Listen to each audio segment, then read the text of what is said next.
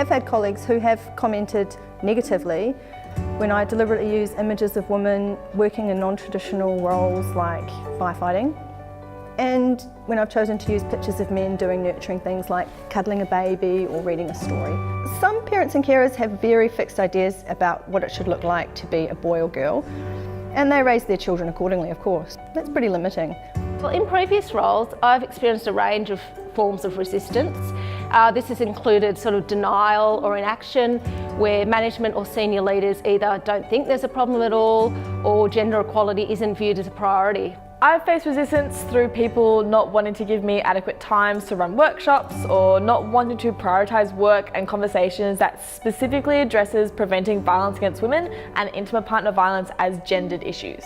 At our school we have a feminist collective, and Liv and I have experienced people using jokes as an excuse to say hurtful things and to reinforce negative feminist stereotypes into the collective.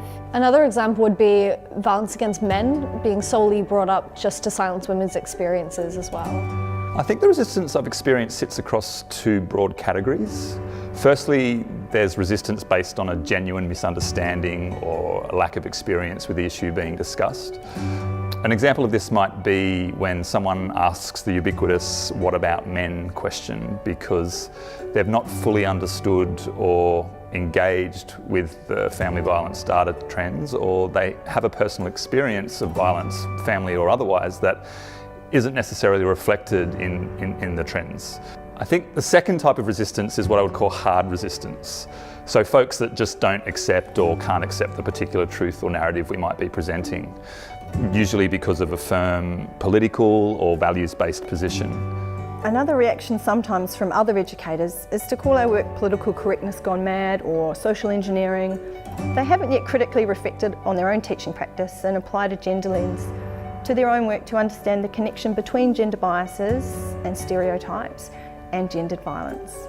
When leading professional development to encourage people to take an intersectional approach to their thinking in the prevention of violence against women, I have often been told it's too difficult to consider all the things or other attributes that they think will create extra work or that they're not funded to do.